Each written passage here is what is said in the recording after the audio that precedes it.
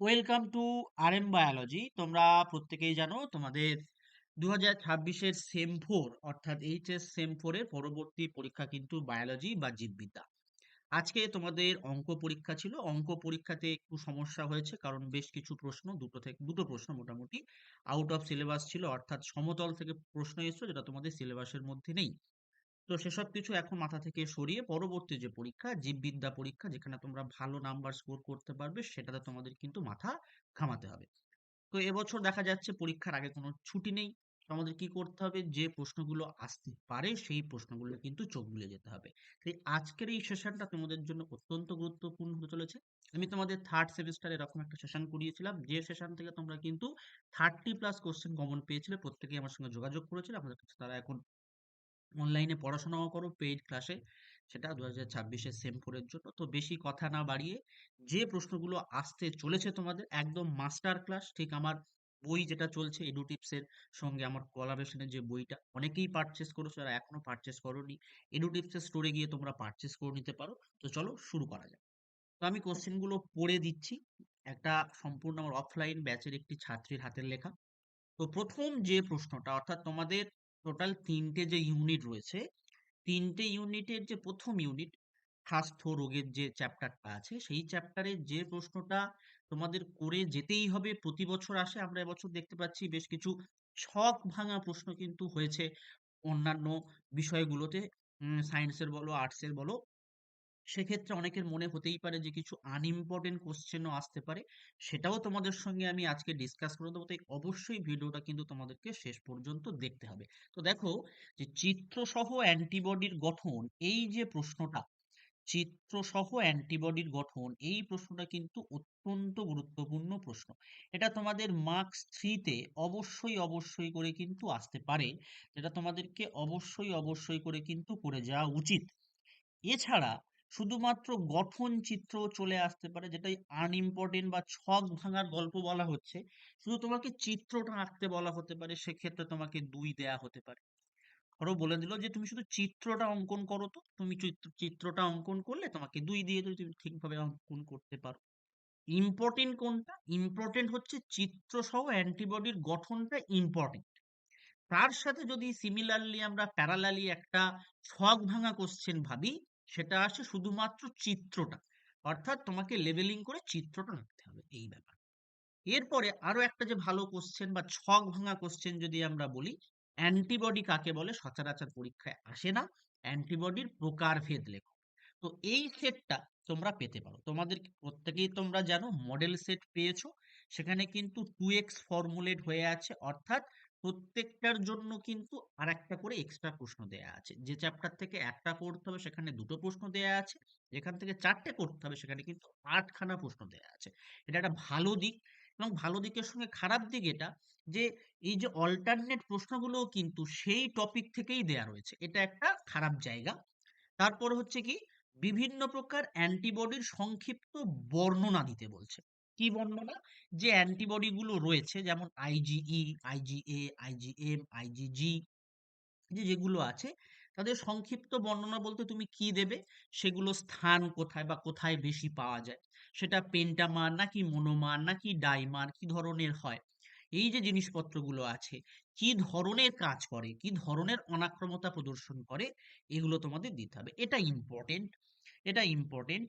তার সঙ্গে যদি আনইম্পর্টেন্ট সেট আমরা ধরি, কোশ্চেনটা আসতে পারে অ্যান্টিবডির কার্যপদ্ধতি বর্ণন কর। একটা কোশ্চেন ধরো এলো যে অ্যান্টিবডির কার্যপদ্ধতি, প্রত্যেকের বইতে লেখা রয়েছে অ্যান্টিবডির কার্যপদ্ধতি। ধরো এইটা না দিয়ে তোমাকে সিঙ্গেল সিঙ্গেল একটা ভাঙা প্রশ্ন দিয়ে দিল, অ্যাগ্লুটিনেশন কি, অপসোনাইজেশন কি, আর প্রেসিপিটেশন কি, সেটাও 3 মার্কসের হলো। কিন্তু এই 3 মার্কসটা তোমাকে ভেঙে দিল কততে, 1+1+1-এ। বুঝতে পারছো যে ছক ভাঙা প্রশ্ন বলতে এটা, যে অ্যান্টিবডির কার্যপদ্ধতি মানেই আমরা অ্যাগ্লুটিনেশন লিখবো, আমরা অপসোনাইজেশন লিখবো, আমরা প্রেসিপিটেশন লিখবো। কিন্তু আমি তোমাকে ভেঙে ভেঙে বলে দিচ্ছি, হয় তুমি অ্যাগ্লুটিনেশন লেখো, অপসোনাইজেশন লেখো বা প্রেসিপিটেশন লেখো। এখানে সুবিধা কি হচ্ছে, কাটা প্রশ্ন এলে ধরো তুমি অ্যাগ্লুটিনেশন জানো, প্রেসিপিটেশনটা অর্ধেক জানো, অপশনালাইজেশনটা জানোই না, সেক্ষেত্রে তুমি 1.5 পাওয়ার একটা সম্ভাবনা তোমার ক্ষেত্রে থাকছে। কিন্তু কার্যপদ্ধতি যখন বলছে, তুমি যদি সম্পূর্ণ কার্যপদ্ধতি ব্যাখ্যা করতে না পারো, সেখানে তোমার কিন্তু মার্কসটা কমে যাচ্ছে। 3 এর মধ্যে অনেক স্যার মনে করলে তোমাকে কিন্তু ফুল মার্কস দেবেই না, 2 ও দেবে না, 1 দিতে পারে। সেক্ষেত্রে তুমি কিন্তু হাফ মার্কস কম পাচ্ছ। তাহলে কাটা কোশ্চেন হলে সুবিধা।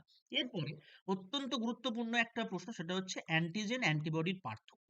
এখানে বিষয় উল্লেখ করে দিয়ে দিতে পারে, 2টো বিষয় দেবে, 2 নাম্বার থাকতে পারে। যদি শুধু পার্থক্য বলে, তোমার কিন্তু 3 নাম্বার দেয়া হবে। এবং এখানে আমি তোমাদের একটা খুব ছোট্ট একটা ট্রিক্স, কিন্তু খুব ইম্পর্টেন্ট একটা ট্রিক্স দিয়ে রাখি। এই যে তোমার এই চ্যাপ্টারটা রয়েছে, এই চ্যাপ্টারে যে এই প্রশ্নটা আছে, এই প্রশ্নটার ক্ষেত্রে তুমি চেষ্টা করবে প্রত্যেক, এই যে লিখছো না চিত্রসহ যে গঠন, তোমাকে যদি প্রশ্নটা চলে আসে, তখন তুমি লিখছো, তুমি 10 লাইন বা 15 লাইন লিখবে। তুমি অ্যাজ এ হোল 10 বা 15 লাইন না লিখে ওটাকে পয়েন্টে ভেঙে দাও। পয়েন্টে ভেঙে দিলে কি হবে, দেখতে ভালো লাগবে, টিচারের দেখতে ভালো লাগবে, এবং আমাদের কি হবে, মার্কস দিতে ভালো লাগবে, কিন্তু পয়েন্টে ভাগ করা রয়েছে। এটা অত্যন্ত গুরুত্বপূর্ণ একটা প্রশ্ন, যে অনাক্রমতার প্রকারভেদ করো ও প্রত্যেকটির উদাহরণ দাও। অনাক্রমতার প্রকারভেদ করো আর প্রত্যেকটির উদাহরণ দাও। একটা বেশ ভালো প্রশ্ন। তারপরে আছে দেহের প্রতিরক্ষায় ডাব্লিউবিসির ভূমিকা বর্ণনা করো।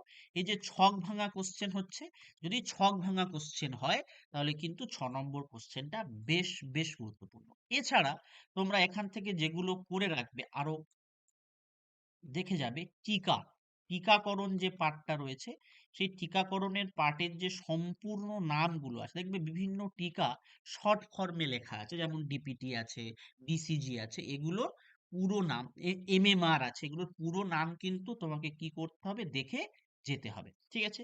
তারপরে যদি আমরা দেখি পার্থক্য, যে পার্থক্যগুলো না পড়লেই নয়, যেমন সহজাত অর্জিত অনাক্রমতা, সক্রিয় নিষ্ক্রিয় অনাক্রমতা, কোষ ভিত্তিক রস ভিত্তিক অনাক্রমতা, বি সেল আর টি সেলের পার্থক্য, এইগুলো তোমাদের পড়তেই হবে। এরপরে দেখো ম্যালেরিয়ার বিস্তার পদ্ধতি, 3 নম্বরের প্রশ্ন আসতে পারে। যদি ম্যালেরিয়ার বিস্তার পদ্ধতি ধরো তোমাকে দিল, তার সঙ্গে তোমার ওই সেটে আর একটা প্রশ্ন রাখতে পারে, ফেব্রাইল পারক্সিজম কি। এটা ম্যালেরিয়ার সময় যে দৈহিক অবস্থা সৃষ্টি হয়, ঘর্মদশা, উত্তাপ দশা, শীতল দশা, এটা তোমাদের প্রশ্ন আসতে পারে। লোফলার্স সিনড্রোম অ্যাসকেরিয়াসিসের সময় আমরা দেখতে পাই, এটাও একটা ভালো প্রশ্ন। চিকেনগুনিয়া রোগের লক্ষণ, এটা কিন্তু তোমরা করতে পারো, তার কারণ তোমরা যদি মডেল পেপার ট্যালি করো এবং প্রশ্ন বিচিত্রা ট্যালি করে থাকো, দেখবে চিকেনগুনিয়া কিন্তু বেশ কিছু সেটে দেয়া রয়েছে প্রশ্ন বিচিত্রাতে। কোভিড, যেহেতু আমরা কোভিডটাকে পেরিয়ে এসেছি, কোভিডটা তোমরা মোটামুটি প্রত্যেকে কম বেশি জানো। এই কোভিডের রিডিং পড়ে রাখবে, মানে তোমাদের বইতে কোভিড সম্পর্কে লেখা আছে, কোভিডটা রিডিং পড়ে রাখবে।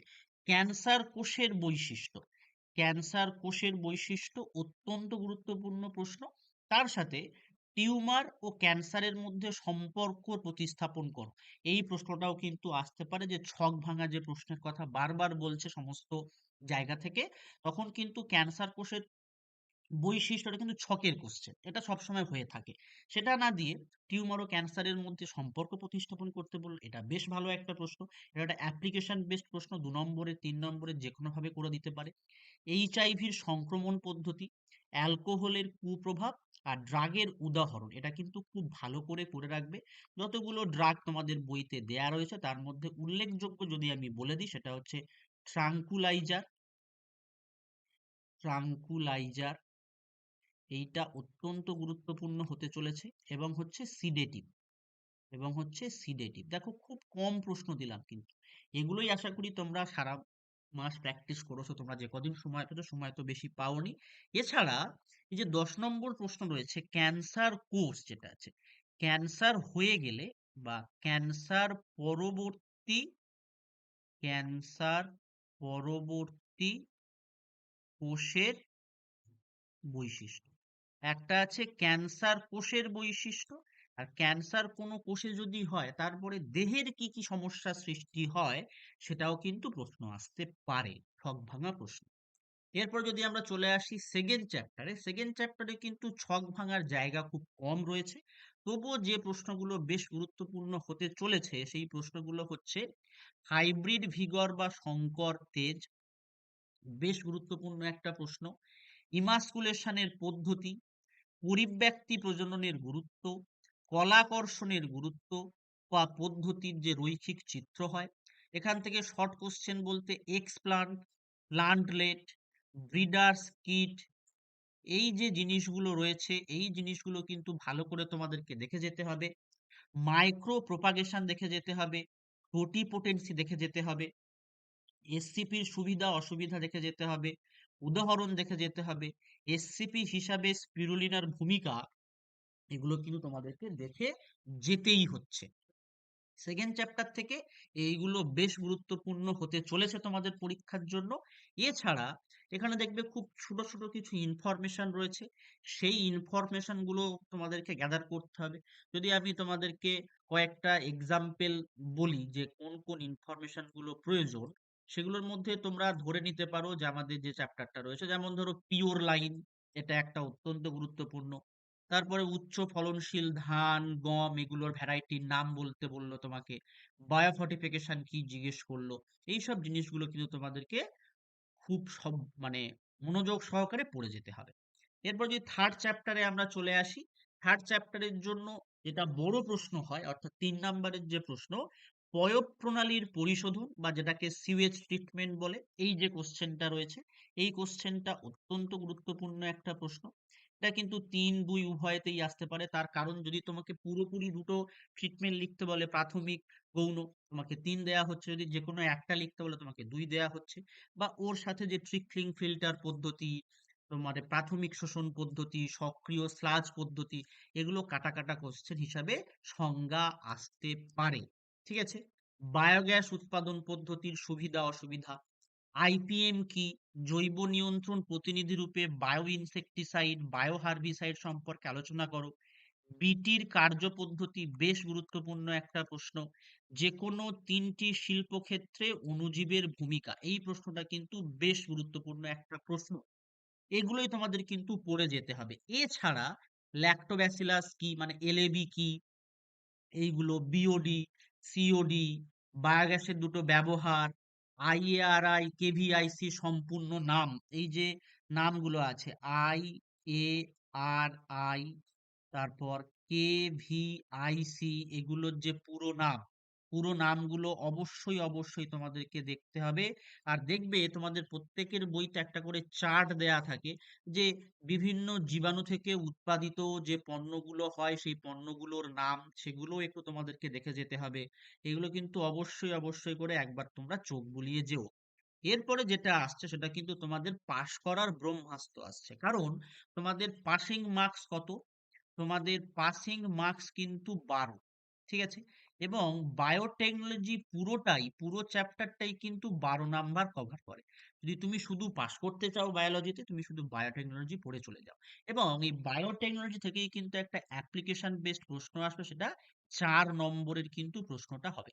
এই 4 নম্বরের প্রশ্নের জন্য তুমি দুটো জায়গা খুব ভালো করে দেখবে। একটা হচ্ছে PBR 322 যত রকমের প্রবলেম হয়, সমস্ত প্রবলেম, চিত্র সহ প্রবলেম, পিবিআর এর নাম, পিবিআর কেন, পিবিআর নাম, পি কি, বি কি, আর কি, 322 কি, এটা কি ধরনের প্লাজমিড, কেন এই ধরনের প্লাজমিড, এখানে যে অ্যান্টিবায়োটিক রেজিস্ট্যান্স স্থান থাকে, এখানে যে তোমার ইকো আর 1 থাকে, হিন 3 থাকে, ওআরআই পয়েন্ট থাকে, মানে PBR 322 তোমাকে গুলে খেয়ে যেতে হবে। এছাড়া আরেকটা হচ্ছে জেল ইলেকট্রোফোরেসিস, জেল ইলেকট্রোফোরেসিস, ঠিক আছে? এই দুটো জায়গা 4 নাম্বারের জন্য তোমাকে করে যেতে হচ্ছে।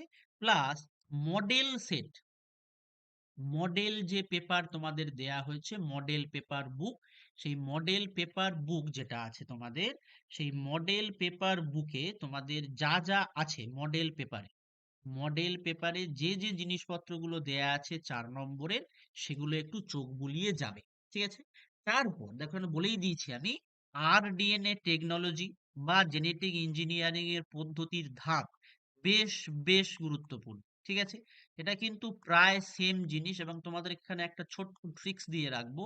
তুমি যদি খুব ভালো করে RDNA টেকনোলজিটা বুঝতে পারো, সেটা তাহলে কিন্তু তুমি হিউমিউলিন আবিষ্কারও ভালো করে লিখতে পারবে, জিন থেরাপি লিখতে পারবে, বিটি বেগুন লিখতে পারবে, বিটি তুলা লিখতে পারবে, অর্থাৎ তুমি জিএমওটাও ভালো করে করতে পারবে। এছাড়া এই PBR 322 অল বলে দিয়েছি। PBR 322 থেকে তুমি কোশ্চেন অবশ্যই অবশ্যই মাস্ট মাস্ট কোশ্চেন পাবে, ঠিক আছে। যেটা বললাম যে মডেল পেপারে মার্কস 4 জন্য যে কোশ্চেন গুলো বলা রয়েছে অবশ্যই অবশ্যই কিন্তু সেই কোশ্চেন গুলো দেখে যেও। এবং এখানে আর একটা আমি বলে দিচ্ছি, PCR থেকেও কিন্তু কোশ্চেন হতে পারে। এরপরে যদি আমরা চলে যাই, দেখো সেটাই বলা আছে, পিসিআর আবার কিন্তু ঘুরিয়ে বলতে পারে যে পরীক্ষাগারে জিন অ্যাম্প্লিফিকেশন, অর্থাৎ কৃত্রিম পরিবেশে জিন অ্যাম্প্লিফিকেশন মানেই কিন্তু পিসিআর। পিসিআর এর সঙ্গে একটা সেট হতে পারে humulene, gene therapy, stem cell therapy, তারপরে তোমার হচ্ছে সিডিএনএ হতে পারে, সিডিএনএ, তারপরে সিডিএনএ লাইব্রেরি, তারপরে হচ্ছে জিনোমিক লাইব্রেরি। এই যে জিনিসপত্রগুলো রয়েছে এগুলো কিন্তু তোমাদের কোশ্চেন হতেই পারে। তারপরে আছে জিএমও। জিএমও তোমার দু প্রকার জিএমও আসতে পারে, উদ্ভিদও আসতে পারে, প্রাণীও আসতে পারে। তার মধ্যে এবছর যেটা আমার মনে হয় অত্যন্ত গুরুত্বপূর্ণ হতে চলেছে সেটা হলো নকআউট র্যাট। নকআউট র্যাটটা ভালো করে পড়ে যেও। হাইব্রিডোমার যে পদ্ধতিটা সেটাও ভালো করে দেখে যেতে হবে। কসমিড, Northern bloating, southern bloating, biopiracy, বায়োপেটেন্ট, তারপর বায়োসেফটি, যেটা এগুলো কিন্তু তোমাদেরকে পড়ে যেতেই হবে। বায়োসেফটি, বায়োপাইরেসি এগুলো তোমাদেরকে পড়ে যেতে হচ্ছে, ঠিক আছে। এইগুলো কিন্তু মিস করবে না। তারপরে হচ্ছে মনোক্লোনাল ও পলিক্লোনাল অ্যান্টিবডি। এটাও কিন্তু বেশ ভালো একটা, তো দেখো 4টে কিংবা 5টা প্রশ্ন এখান থেকে তোমরা যদি করে যাও তোমরা এখান থেকে খুব সহজেই 12 নাম্বার ক্যারি করতে পারবে। যেটুকু সময় আছে সেটুকু সময় কিন্তু এগুলো ইউটিলাইজ করার চেষ্টা করো। এর বাইরে প্রশ্ন আসছে না, আমি গ্যারান্টি সহকারে বলছি। যেগুলো আজকে বলে যাচ্ছি কালকেই দেখবে সেগুলো তোমাদের কোশ্চেনে চলে এসছে। চলো, এরপর আমরা লাস্ট ইউনিটে চলে আসি। যে ইউনিট থেকে কিন্তু 5 মার্কসের প্রশ্ন আসবে এবং একটা 5 মার্কসের প্রশ্ন এই ইউনিটটা থেকেই হবে। তার জন্য যে যে জায়গাগুলো তোমাকে পড়তে হবে সেটা হচ্ছে যে কোনো 3 প্রকার পপুলেশনের আন্তঃক্রিয়া পড়তে হবে। এবার তোমরা এটা জেনে অভ্যস্ত, তোমাদেরকে যদি ছক ভাঙা, যেটা বারবার বলছি, ঘুরিয়ে ফিরিয়ে কোশ্চেন যদি হয়, বলে দিল যে কোনো 3 প্রকার ইতিবাচক, যে কোনো 3 প্রকার ইতিবাচক, ইতিবাচক মানে হচ্ছে পজিটিভ, সোজা কথা। অর্থাৎ যে আন্তঃক্রিয়াতে দুপক্ষই কোনোভাবে ক্ষতিগ্রস্ত হচ্ছে না, লাভবান হচ্ছে, বা কোনো কিছুই হচ্ছে না, অর্থাৎ plus plus, plus zero, zero zero, এরকম যে আন্তঃক্রিয়াগুলো আছে সেগুলো তখন লিখতে হবে। আবার যদি তোমাকে বলে দিল নেতিবাচক, এগুলো কিন্তু তুমি কোথাও পাবে না, কোনো চ্যানেল তোমাকে বলেনি। আমি গ্যারান্টি সহকারে বলতে পারি কোনো চ্যানেল তোমাদের কিন্তু এগুলো বলেনি, বলবেও না, জানে না। নেতিবাচক মানে হচ্ছে নেগেটিভ, অর্থাৎ যেখানে কেউ না কেউ ক্ষতিগ্রস্ত হচ্ছে, মানে plus minus, minus zero, minus minus, এগুলো কিন্তু অত্যন্ত গুরুত্বপূর্ণ। এছাড়া পপুলেশনের গুণাবলী, মৃত্যুহার, জন্মহার, প্রবাসন, অভিবাসন, এগুলো, বা পপুলেশনের বৈশিষ্ট্য। পপুলেশনের বৃদ্ধির দুটো লেখচিত্র হয়, বৃদ্ধির যে লেখচিত্র হয়, বৃদ্ধির এস আকৃতি লেখচিত্র হয়, ঠিক আছে। একটা হচ্ছে তোমার সম্পদটা সীমাহীন, আর একটা হচ্ছে সম্পদ সীমা যুক্ত, এটার উপর বেস করে হয়। পপুলেশনের বয়স ভিত্তিক পিরামিড অত্যন্ত গুরুত্বপূর্ণ জায়গা। বয়স ভিত্তিক পিরামিড চিত্র বলা থাকুক আর না থাকুক তোমাকে কিন্তু চিত্র দিতে হবে।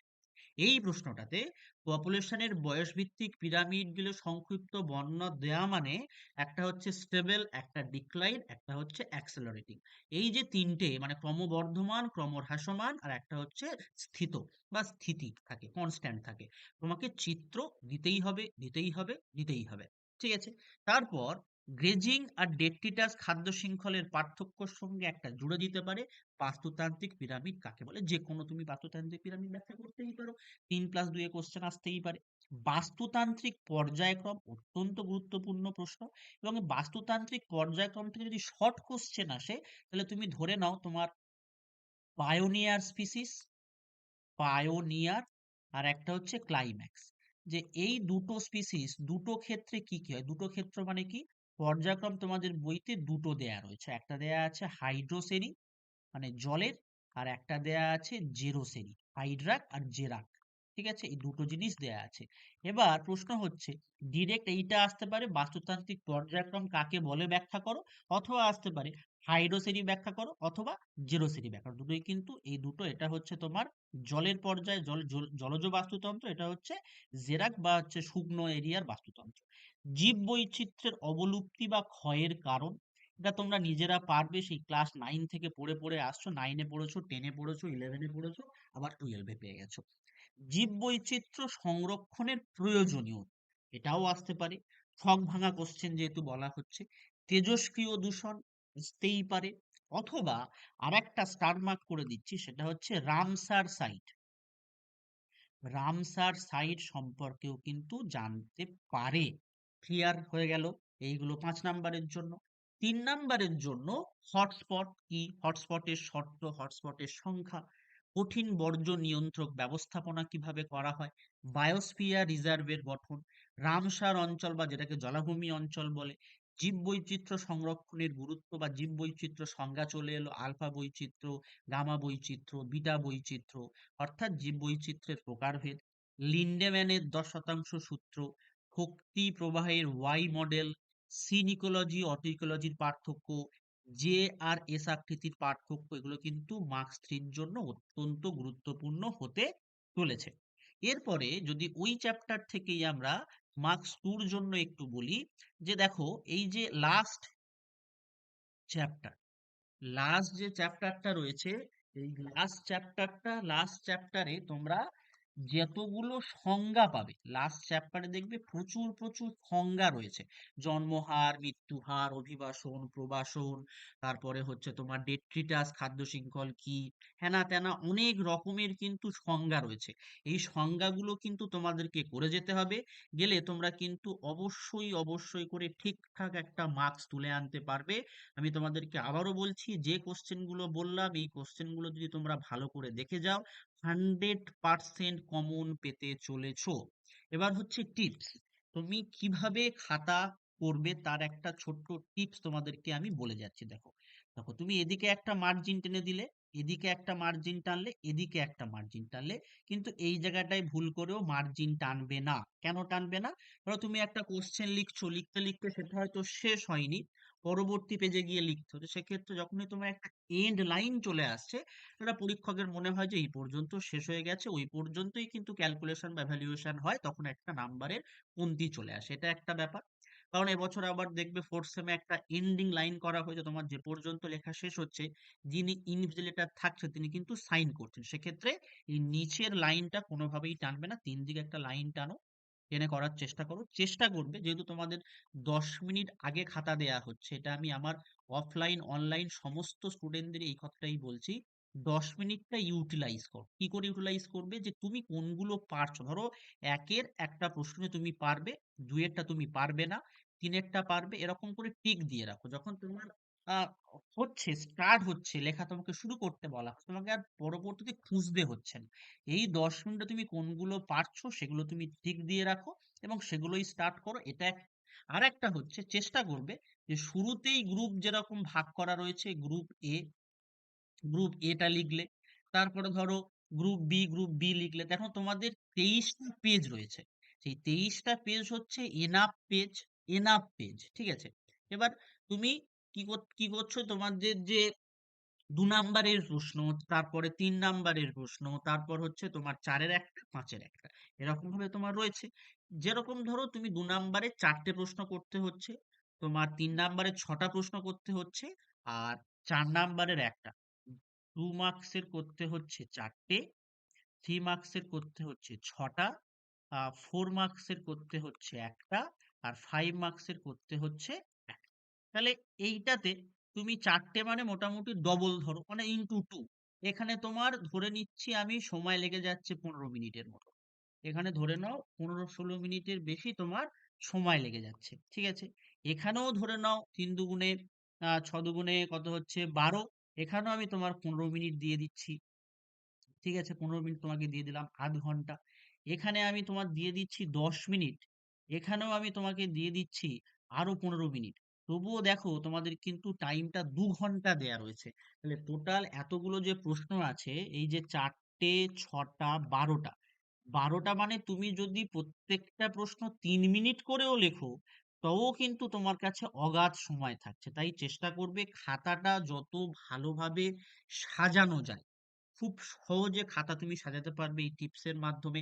তুমি দুটো পেন ব্যবহার করো, তোমার নীল কালি, কালো কালি ব্যবহার করো, টাইটেলটা যে কালিতে লিখছো তার অন্য কালিতে তুমি করো, দিয়ে তোমার বডিটা লেখো, আন্ডারলাইন করো। ধরো তোমার একটা প্রশ্ন এসেছে যে হাইব্রিড ভিগর কাকে বলে, তুমি পুরোটা লিখলে, লিখে বললে যে ইহাকে হাইব্রিড ভিগর বলে। এটা তুমি লিখলে যে ইহাকে হাইব্রিড ভিগর বলে, ইহাকে, তখন সেটাকে তুমি কি করবে, আন্ডারলাইন করবে, অন্য কালি দিয়ে তুমি আন্ডারলাইন করে দিলে। হয়তো ধরো তুমি লিখছো, সেখানে একটা চিত্র তোমার জানা আছে, যে তুমি চিত্রটা কি হবে তুমি জানো, ঠিক আছে? সেই চিত্র যখন তুমি জানো, তাহলে একটা কাজ করো, তুমি এরকম একটা বক্স করে নাও, ছোট পেন্সিল দিয়ে বক্স করে নাও, করে এখানে চিত্রটা দিয়ে দিলে, একদম তুমি পাশে এখান থেকে এরকম ভাবে লেখা লেখা চলে গেলে। খাতাটা তুমি এইভাবে সাজাও, তাড়াহুড়ো করার কোনো দরকার নেই। 35 নম্বরে যে 2 ঘন্টা সময় দেয়া হচ্ছে, যথেষ্ট সময় পাচ্ছ, অন্তত বায়োলজির ক্ষেত্রে যথেষ্ট সময়। আমি যে প্রশ্নগুলো তোমাদেরকে বলে গেলাম, এই প্রশ্নগুলো অবশ্যই অবশ্যই করে চোখ বুলিয়ে যেও। এই প্রশ্নের বাইরে কিন্তু কোনো প্রশ্ন পাবে না। তো আজকের ভিডিওটি এই পর্যন্ত। যারা চ্যানেলে নতুন, অবশ্যই চ্যানেলটি সাবস্ক্রাইব করে দিও, একটা লাইক করে দিও এবং একটু শেয়ার করে দিও বন্ধু বান্ধবের মধ্যে। এরপরে তোমাদের যে কম্পিটিটিভ এক্সাম গুলো হবে, তার জন্য কিন্তু একদম রেগুলারলি লাইভ ক্লাস করতে অবশ্যই চ্যানেলটি সাবস্ক্রাইব করো, এবং অবশ্যই ঠান্ডা মাথায় খুব ভালো করে পরীক্ষা দিয়ে চলো।